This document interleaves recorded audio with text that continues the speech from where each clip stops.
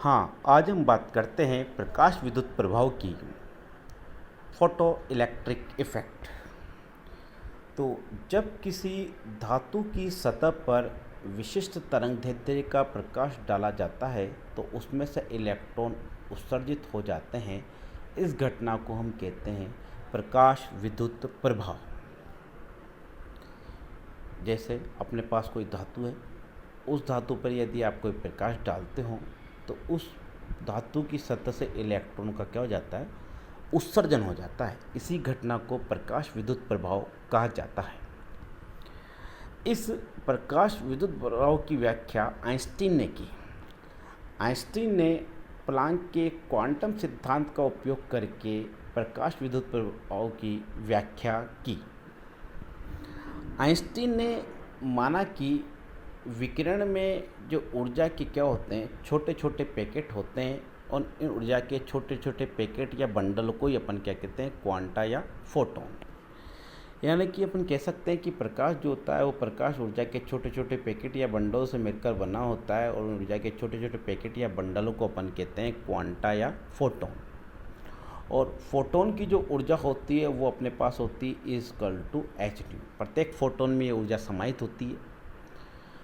तो जब कोई फोटोन किसी पदार्थ पर पड़ता है तो वह अपनी ऊर्जा को धातु में उपस्थित इलेक्ट्रॉन को दे देता है और इलेक्ट्रॉन द्वारा ये जो प्राप्त अतिरिक्त ऊर्जा होती है वो दो कार्य करती है। यानी कि फोटोन है, प्रकाश है। प्रकाश जब धातु पर गिरता है तो धातु में जो इलेक्ट्रॉन होते हैं उस इलेक्ट्रॉन को ही अपनी ऊर्जा को क्या कर देते हैं, दे देते हैं। अब इलेक्ट्रॉन जो है, उस इलेक्ट्रॉन के पास अतिरिक्त ऊर्जा आ गई। अतिरिक्त ऊर्जा आने पर ये जो अतिरिक्त ऊर्जा है ये दो कार्य करती है।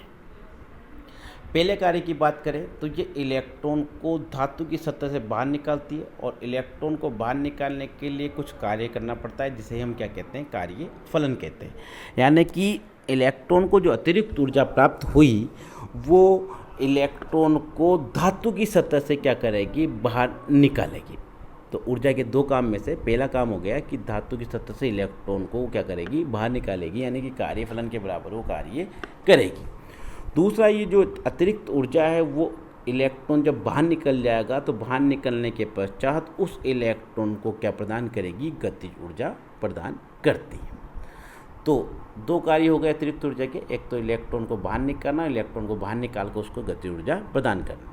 इसी को हम समीकरण के रूप में लिखते हैं कि फोटोन की जो ऊर्जा होगी दो काम करेगी, कार्यफलन के बराबर, और इलेक्ट्रॉन को गति ऊर्जा प्रदान करेगी। तो फोटोन की जो ऊर्जा है वो अपने पास क्या होगी, एच न्यू, और इलेक्ट्रॉन को बाहर निकाल रही है तो W0 कार्यफलन हो गया, और इलेक्ट्रॉन को ऊर्जा ही प्रदान करेगी तो उसकी गति ऊर्जा अपने पास कितनी होगी, 1/2 mv²।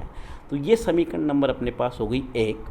ठीक है, अब बात करते हैं अपन कि ये जो कार्यफलन है, कार्यफलन कहा जाता है कि ये कार्यफलन पदार्थ की प्रकृति पर निर्भर करता है और आपतित जो फोटोन होते हैं उस पर ये निर्भर नहीं करता। ठीक है, आपतित फोटोन पे निर्भर नहीं करेगा, किस पर निर्भर करेगा, पदार्थ की प्रकृति पर ये निर्भर करता है।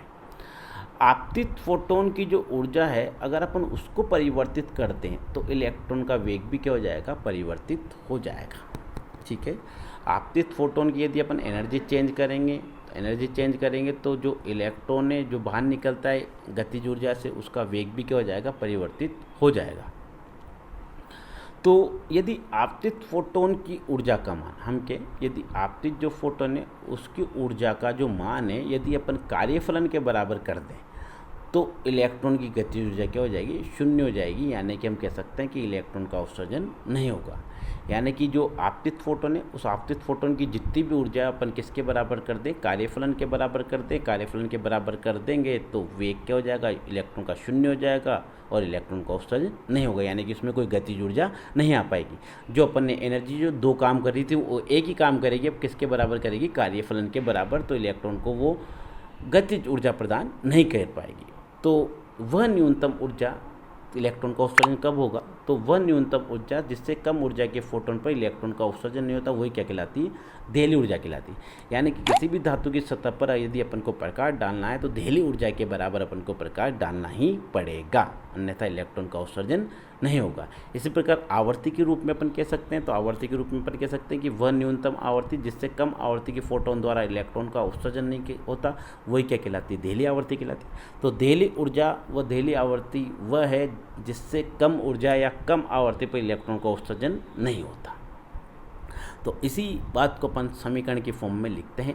ये अपने पास हो गई आपतित फोटोन की ऊर्जा अपन ने कर दी h0 will be equal to W0।